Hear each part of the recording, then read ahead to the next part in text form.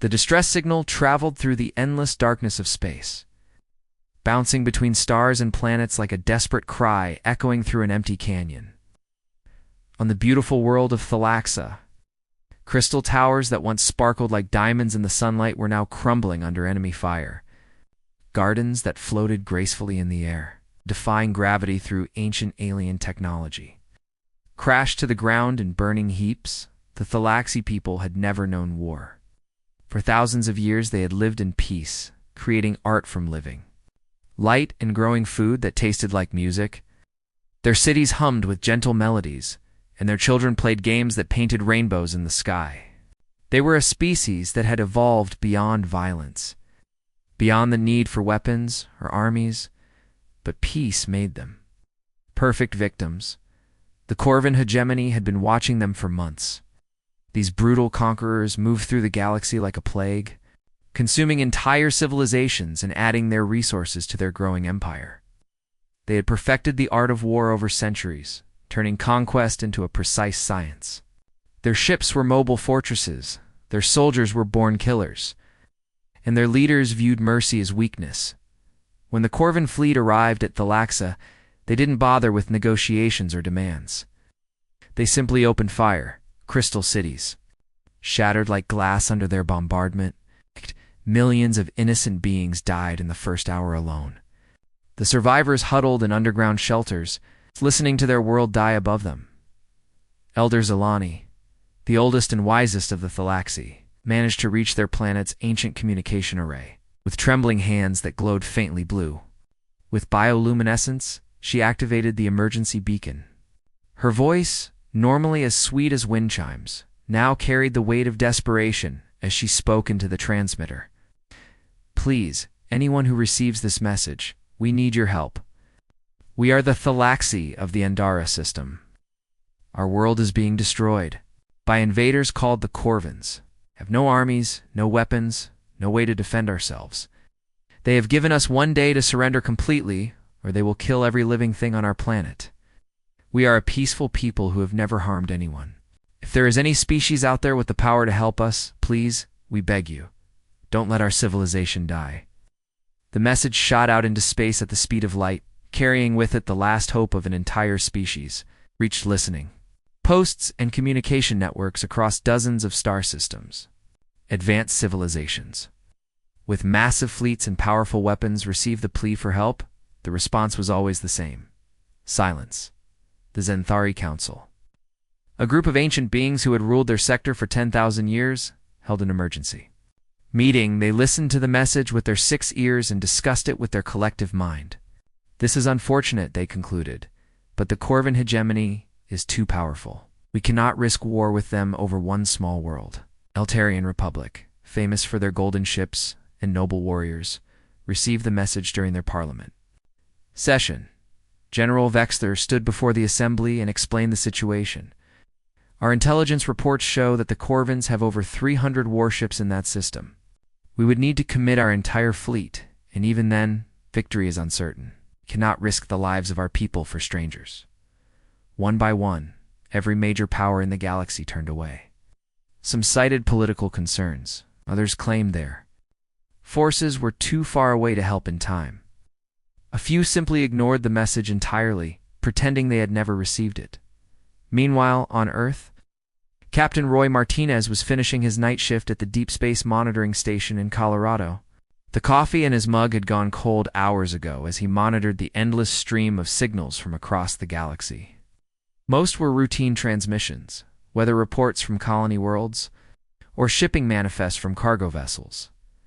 Then he heard Zelani's voice. Roy sat up straight, his tired eyes suddenly wide awake. He had been monitoring alien communications for 15 years, but he had never heard anything like this. The raw emotion in the alien's voice cut through the language barriers and universal translators. This wasn't a political message or a trade negotiation.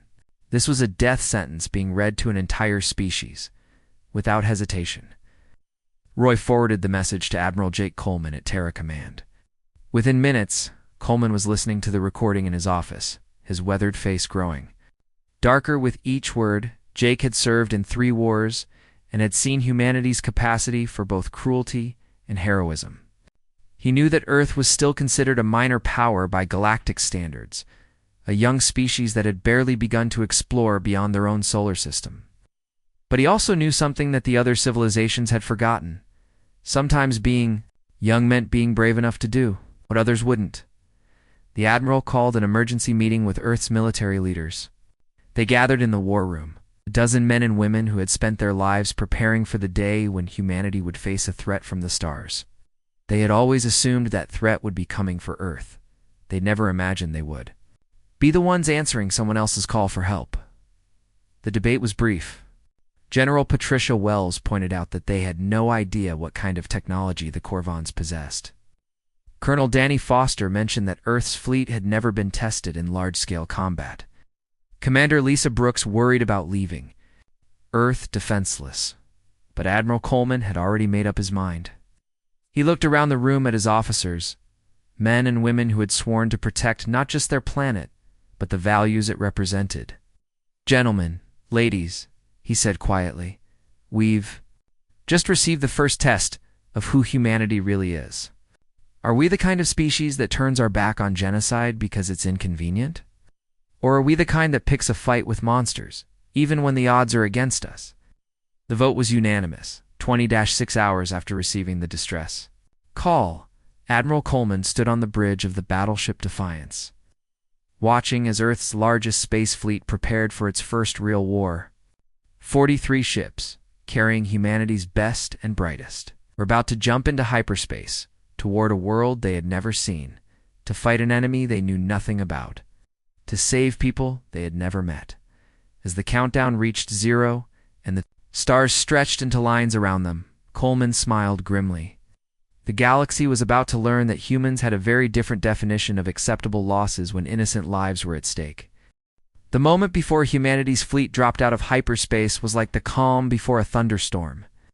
Space around Thalaxa was filled with the massive shapes of Corvan warships, their dark hulls bristling with weapons that had reduced beautiful cities to smoking craters. The aliens had been taking their time with the destruction, savoring the terror of the helpless population below. Then reality seemed to tear open, and 47 human ships materialized in formation.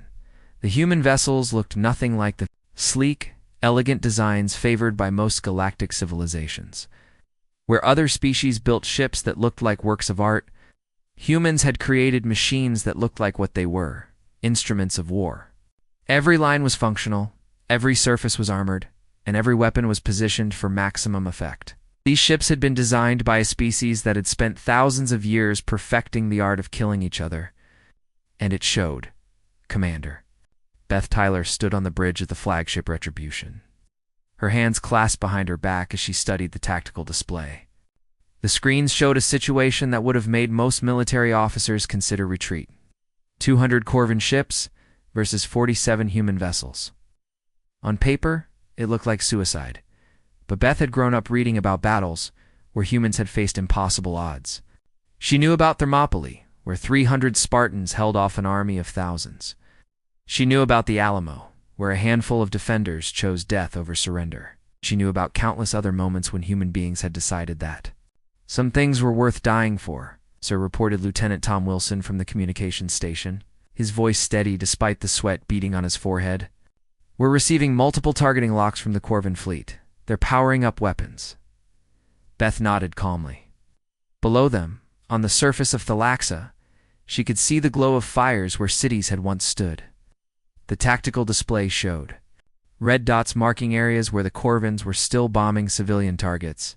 Every few seconds, another appeared as another neighborhood was wiped from existence. "Open a channel to the Corvan fleet," she ordered. "All frequencies." The communications officer worked quickly, and within seconds, Beth's voice was being broadcast to every ship in the enemy armada. She spoke slowly and clearly, her words carrying the weight of Earth's authority across the void. "Corvan fleet, this is Commander Beth Tyler of the Earth Defense Force. You are attacking innocent civilians. You will cease fire immediately and withdraw from this system. This is your only warning. Comply now or face the consequences." On board the Corvan flagship, Fleetmaster Vorthok listened to the transmission with growing amusement. The aliens. Translator rendered her words in his language, but the tone needed no translation. This unknown species was actually trying to give him orders. Vorthok was a veteran of 37 planetary conquests. He had crushed rebellions, destroyed fleets, and watched entire civilizations beg for mercy before his superior firepower. His ship alone carried enough weapons to level a continent. His fleet could reduce planets to lifeless rocks. The idea that 47 primitive vessels could threaten the might of the Corvan hegemony was laughable. No. Aliens, Vorthok responded, his voice dripping with contempt. I am Fleetmaster Vorthok of the Corvan hegemony. We have conquered 17 star systems and crushed every fleet that dared oppose us. Your pathetic little squadron is vastly outnumbered.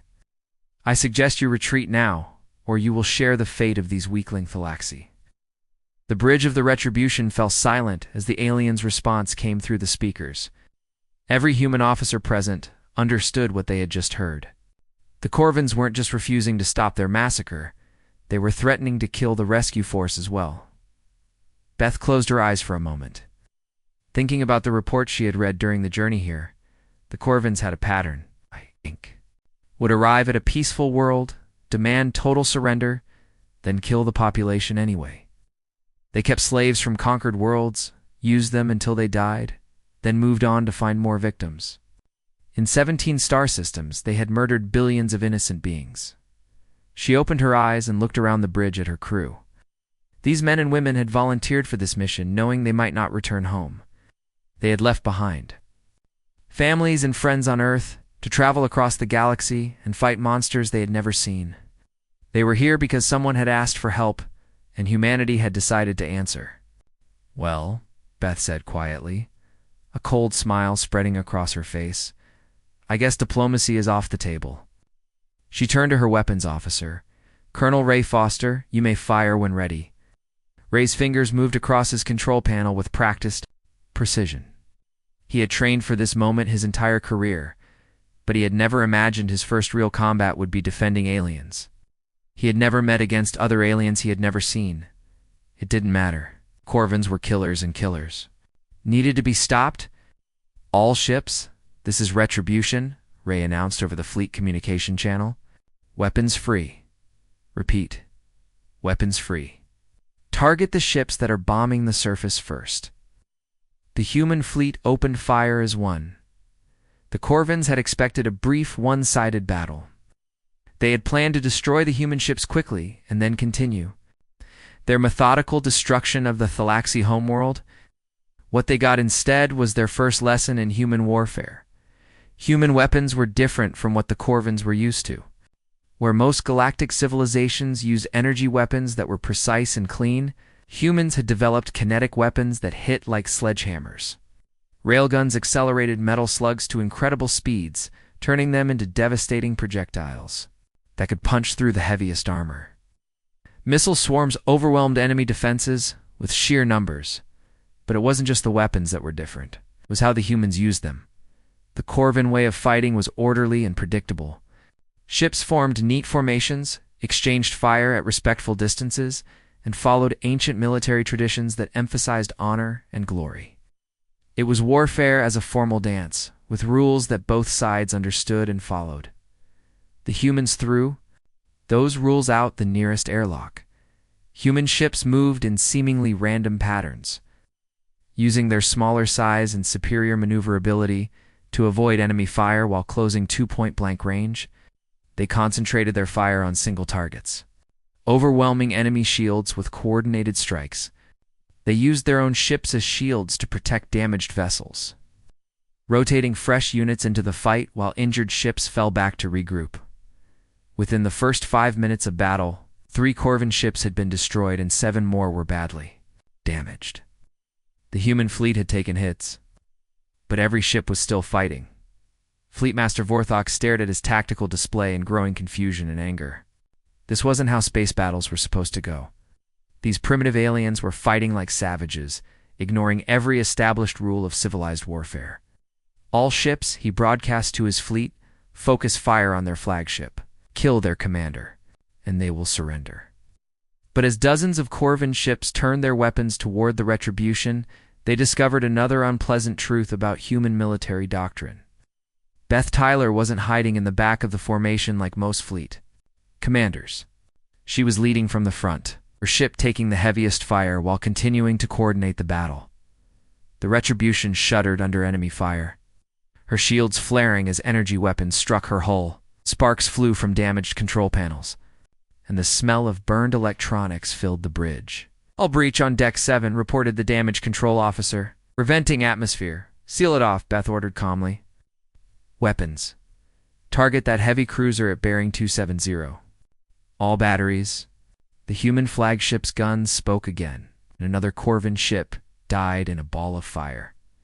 The battle raged on, and the Corvins began to realize they were fighting an enemy unlike any they had faced before.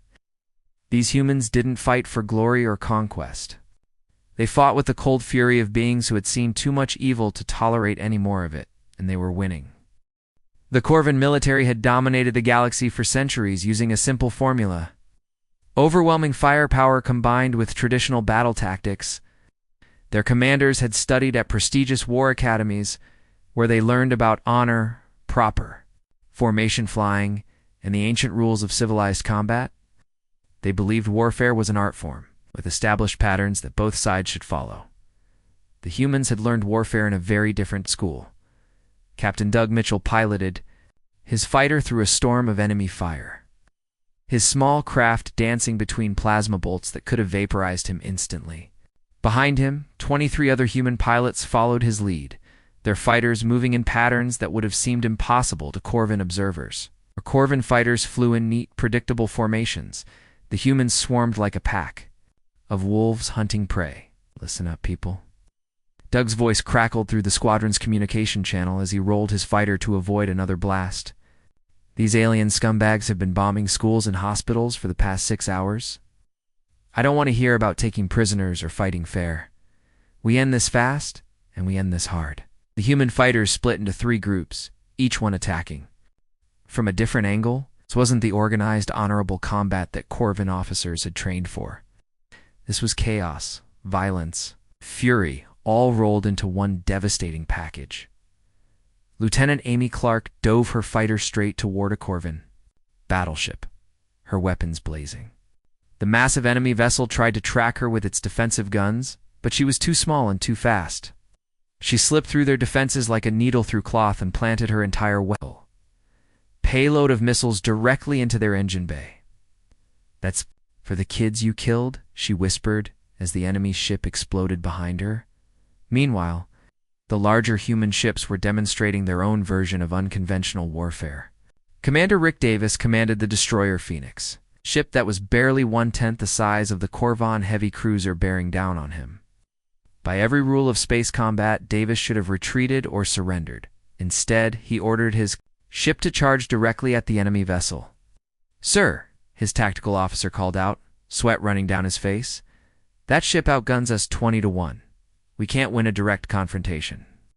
Davis smiled grimly as he watched the distance between the ships shrink on his display. "Who said anything about winning a confrontation? We're not here to dance with them. We're here to kill them." The Phoenix accelerated to maximum speed, its engines pushing beyond their safety limits. The Corvin cruiser opened fire with everything it had, but the human ship was coming straight at them, presenting the smallest possible target. Most of the enemy shots missed. The ones that hit were absorbed by the destroyer's reinforced front armor at the last possible second. Davis ordered his ship to veer to one side, bringing all of his weapons to bear on the enemy vessel's weakest point. The Phoenix's guns fired continuously as it raced along the length of the Corvin ship, tearing massive holes in its hull. By the time the destroyer had passed, the enemy cruiser was a burning wreck. But the most shocking display of human warfare came when several damaged Corvin ships tried to surrender.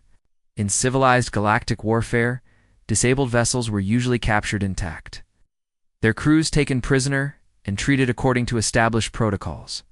The humans had a different approach. Major Pete Williams led a boarding party onto a crippled Corvin destroyer, his Marines moving through the enemy ship with mechanical precision. They found the surviving crew huddled in the ship's central compartment, their weapons thrown down in surrender. "Please," the Corvin captain begged through his translator, "we yield. By the laws of war, you must accept our surrender." Looked around at the tactical display, still showing the bombardment of the planet below. He could see the red markers where civilian areas had been targeted, where hospitals and schools had been deliberately destroyed. "Your ship was bombing refugee camps 20 minutes ago," Pete said coldly. "You want to talk about the laws of war? How about we start with not murdering children?" The human Marines secured the surrendering crew, but there was no mercy in their eyes. These aliens had spent hours systematically murdering innocent civilians. The fact that they were now asking for civilized treatment was almost insulting. On the planet's surface, the surviving Thalaxi watched the battle through whatever communication equipment still functioned. Elder Zelani, who had sent the original distress call, stared at the displays with a mixture of awe and terror. The humans fought with a savagery that reminded her of the Corvins themselves. But there was a crucial difference. The Corvins killed. For pleasure, for conquest, for the simple joy of destruction. The humans killed with purpose, focusing their violence entirely on military targets while carefully avoiding any action that might harm civilians. "They fight like demons," whispered one of her advisors, "but they fight for us." Indeed, every human tactic seemed designed not just to win the battle, but to win it as quickly as possible to minimize civilian casualties. When Corvin ships tried to use the planet as a shield, human fighters made impossible attack runs to draw them away. When enemy vessels attempted to retreat toward populated areas, human ships intercepted them regardless of the risk. Captain Neil Roberts commanded the cruiser Vengeance, and he demonstrated perhaps the most shocking example of human tactical thinking. When a damaged Corvin ship tried to crash into a Thalaxi city, Roberts positioned his own vessel directly in its path. "Sir," his navigator protested, "if we intercept that ship at this angle, the collision will destroy us both." Roberts never took his eyes off the tactical display. "Better us than 10 million innocent aliens down there." All hands braced for impact. The two ships collided in a brilliant explosion that lit up the planet's sky. The Corvin vessel was completely destroyed, its debris scattered harmlessly into space. The Vengeance was badly damaged, but survived. Its crew bloodied, but alive. As the battle continued, the Corvin fleet began to fall apart. Their ships were built for traditional combat, not for the chaotic, unpredictable warfare that the humans practiced. Their officers were trained to fight according to established rules, not to deal with an enemy that seemed to make up new tactics on the spot. Fleetmaster Vorthok watched his tactical display with growing horror, as ship after ship reported critical damage or destruction. His fleet of 200 vessels was being systematically dismantled by an enemy force 1/4 its size. "How is this possible?" he demanded of his tactical officer. "They're using primitive kinetic weapons and outdated missile technology. Their ships are smaller and less advanced than ours. Are they winning?"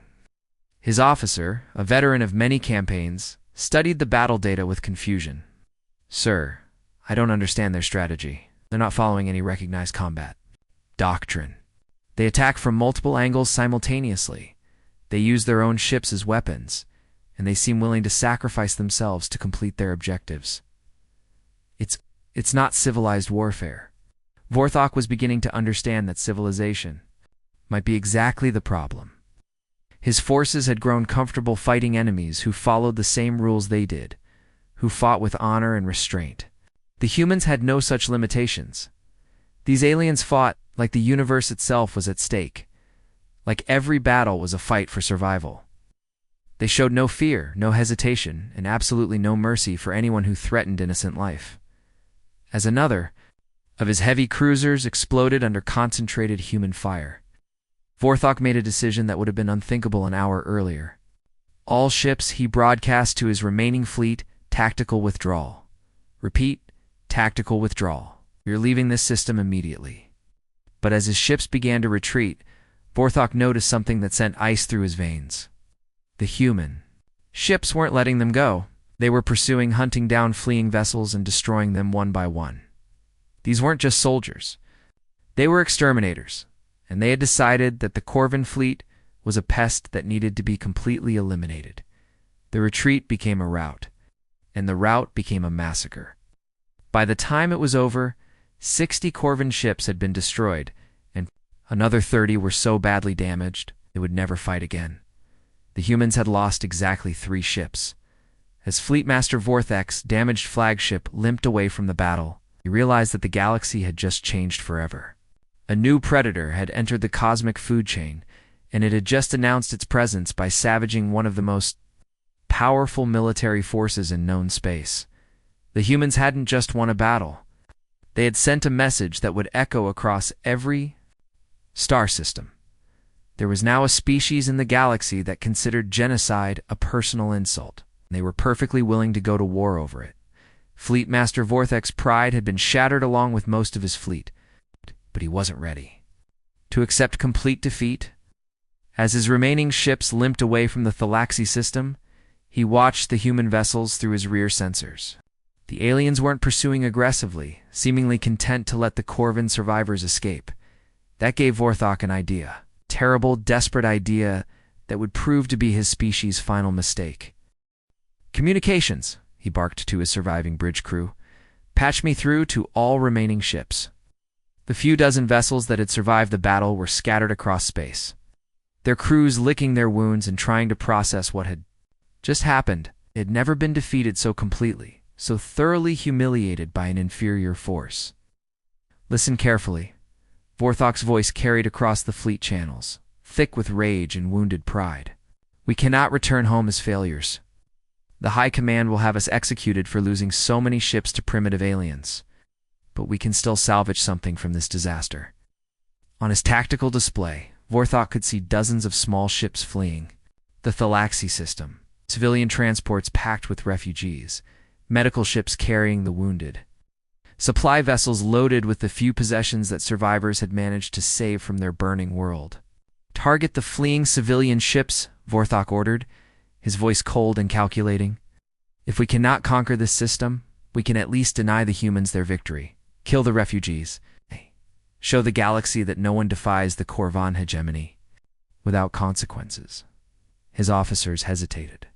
Even by Corvan standards, this was crossing a line. Attacking military targets was one thing, but deliberately hunting down defenseless civilians was something else entirely. "Damn, sir," his tactical officer said carefully, "those ships contain no military value. They're just refugees trying to escape." Vorthex's eyes blazed with fury. "Exactly. The humans came here to save these pathetic creatures. Let's see how they feel when their precious rescue mission ends in failure. Fire on the refugee ships." In order, the remaining Corvin vessels turned their weapons on the fleeing civilian transports. Energy beams lanced out across space, striking ships that had no shields, no weapons, no way to defend themselves.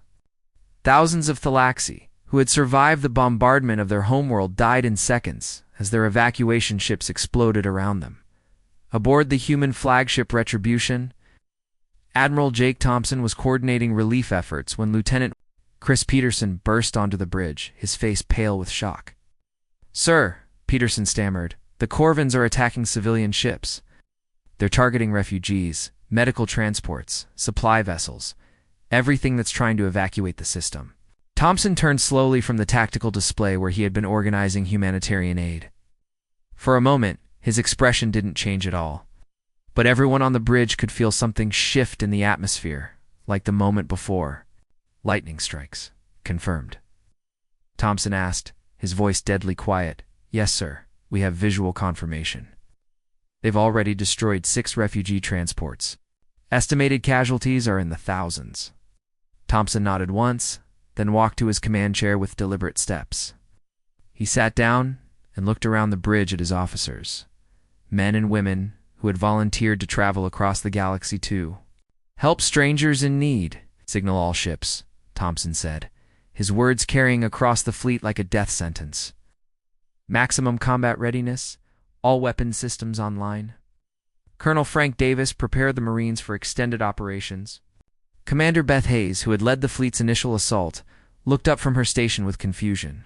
"Sir, are we pursuing the retreating Corvin ships?" Thompson's smile was colder than the vacuum of space. We're not pursuing anything, Commander. We're going to war. Plot a course for Corvin space.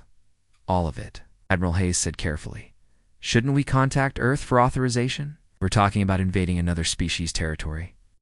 Thompson stood up, his hands clasped behind his back as he stared out at the stars beyond the bridge windows. Somewhere out there, alien children were dying because their parents had asked for help. Somewhere out there, monsters were celebrating the murder of innocent refugees. Earth sent us here to answer a distress call, Thompson said quietly. Mission hasn't changed. The Corvins just proved they're a threat to every peaceful species in this part of the galaxy. We're going to remove that threat permanently.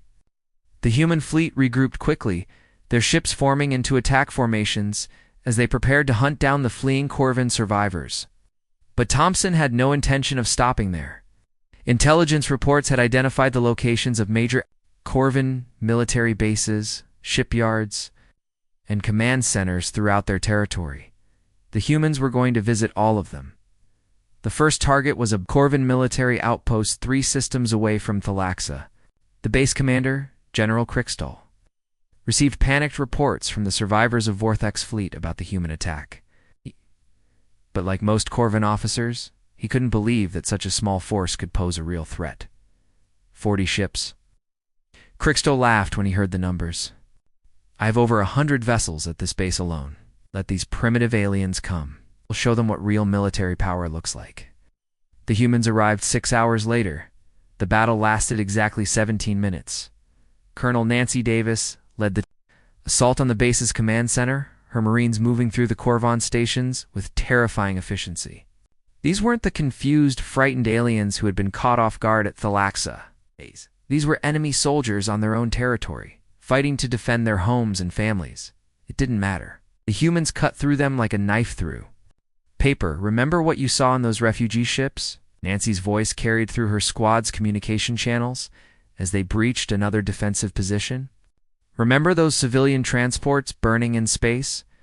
These are the people who thought that was acceptable. The Marines advanced through the station with methodical precision, their weapons and tactics honed by generations of human conflict. They had learned warfare on a planet where everything was trying to kill them, where only the strongest and smartest survived. The Corvins had learned warfare in academies. From textbooks and simulations, the difference was obvious and brutal. Within hours, the military base was completely destroyed. Every ship, every weapon, every piece of military equipment was reduced to scrap metal. A few Corvin survivors were left with a simple message: surrender unconditionally or face extinction. Most chose to fight. They all died. The pattern repeated itself across Corvin space. The human fleet moved from system to system like a force of nature, dismantling military installations and destroying warships with ruthless efficiency.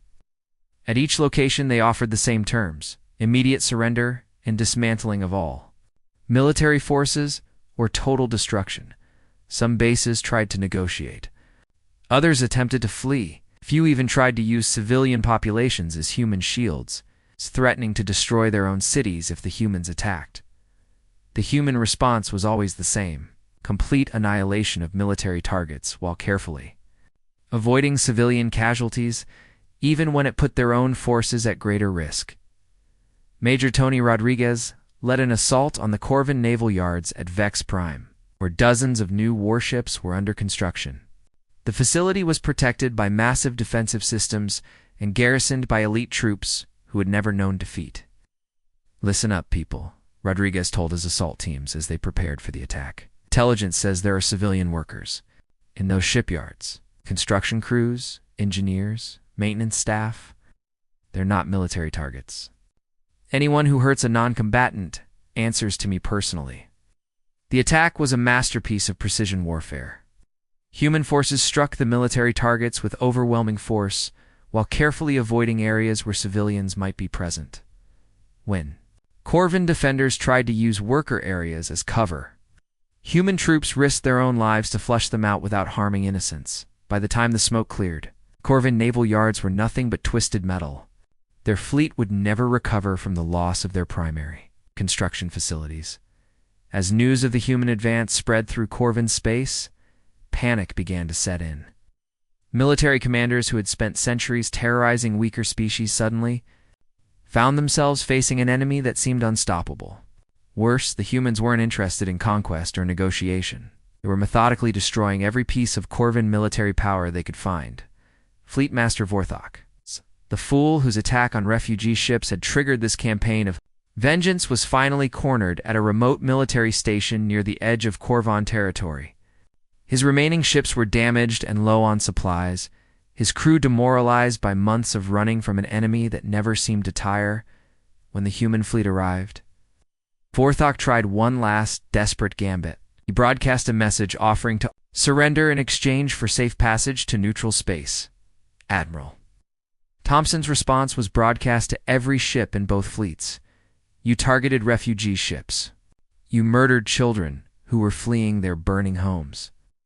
There is no safe passage for war criminals. Final battle lasted less than 10 minutes, as the wreckage of Vorthok's flagship drifted through space. The Corvan hegemony's reign of terror came to an end. Their military was destroyed, their leadership dead, their ability to threaten innocent species eliminated forever.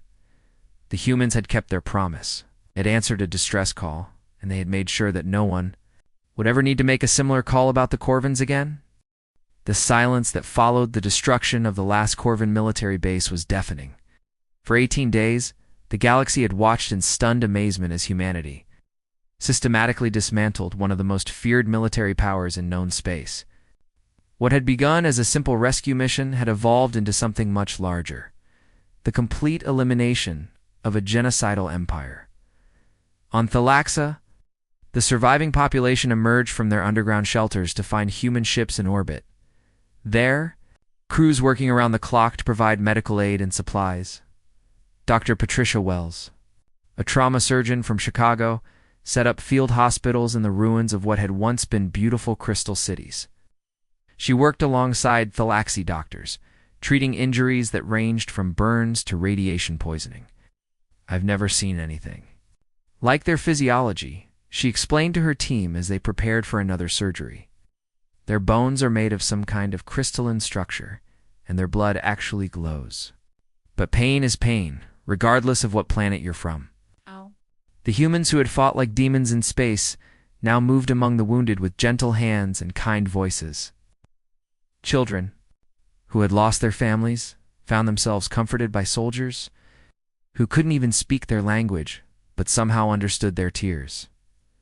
Elder Zelani, who had sent the original distress call, stood in the remains of her city's central plaza.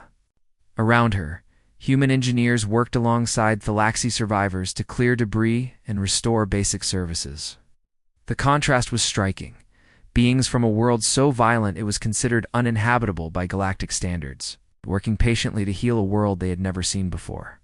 Why, she asked Captain Roy Martinez when he visited the reconstruction site, why did your people come so far to help strangers? Roy, still wearing his combat gear despite the fighting being over, looked around at the devastation and then at the humans working to repair it. If someone asked for help, he said simply, and because letting bullies get away with murder just means they'll do it again somewhere else.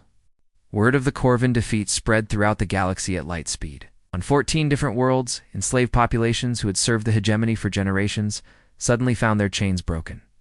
The Corvan overseers simply disappeared one day, their ships destroyed and their leaders dead. Freedom came so suddenly that many of the liberated species didn't know how to process it. But the real shockwaves were felt in the halls of power throughout galactic civilization.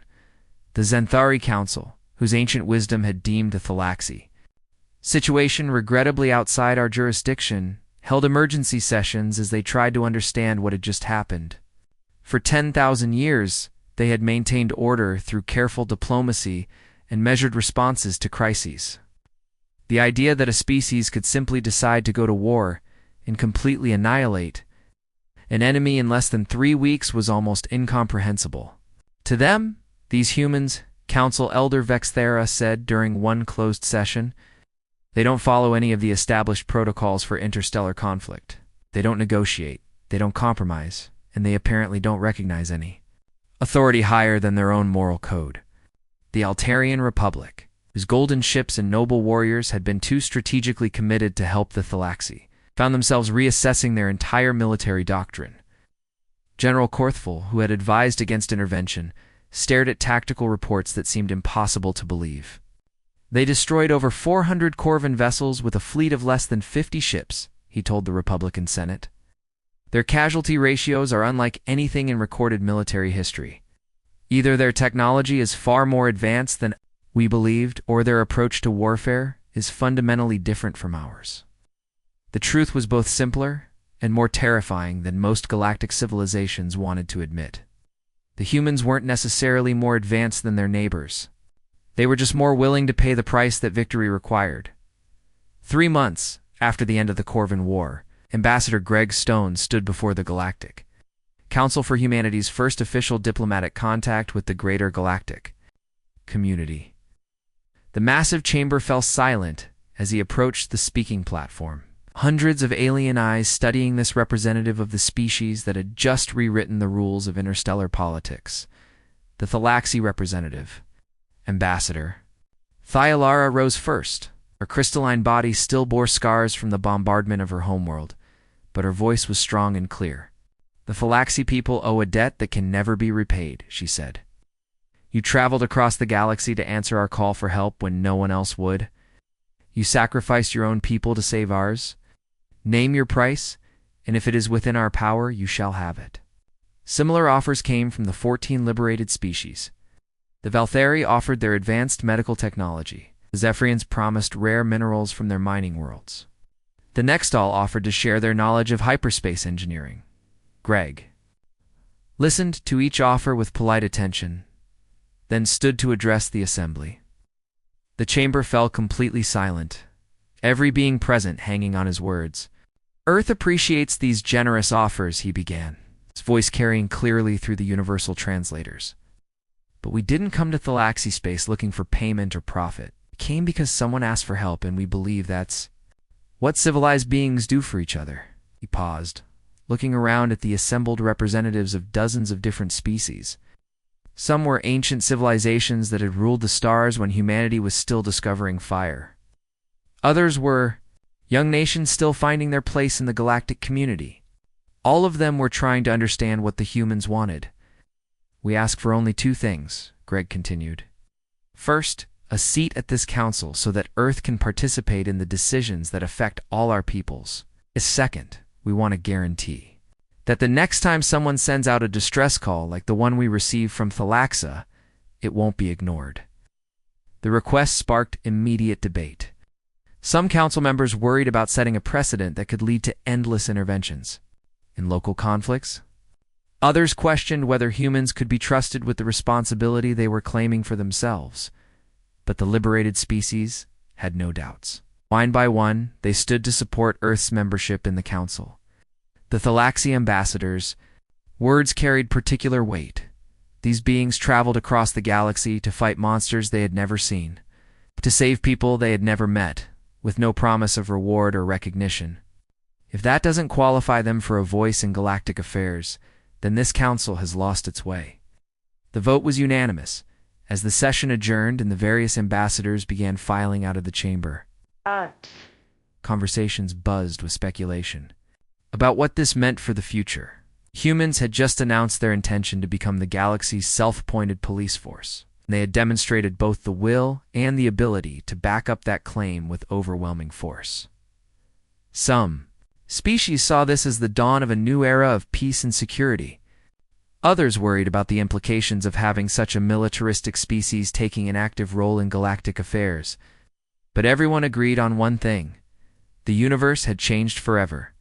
6 months later, Captain Roy Martinez was back at his monitoring station in Colorado, sipping coffee and scanning the endless stream of communications from across the galaxy.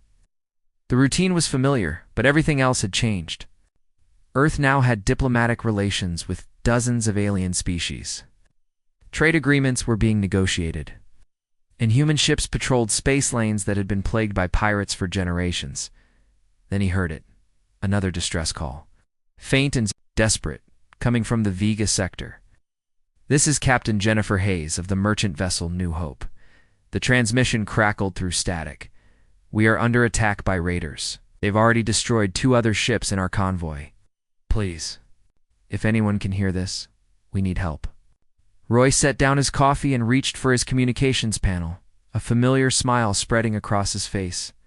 Around the world, other monitoring stations were picking up the same signal. Within minutes, Admiral Jake Thompson would receive the report. Within hours, a human fleet would be racing through hyperspace toward another group of strangers who needed help. The Corvan hegemony learned too late that humanity considered genocide a personal insult. Now pirates and raiders throughout the galaxy were about to learn that the same applied to anyone who preyed on innocent travelers. The galaxy had new peacekeepers, and they were very good at their job. As Roy transmitted the distress call to Earth Command, he thought about the words that had become humanity's unofficial motto since. The Thalaxi rescue, because someone asked for help, was a simple philosophy, but it had already changed the course of galactic history. And judging by the number of distress calls Earth had been receiving lately, it was about to change a lot more. The age of human intervention had begun, and the universe would never be the same again.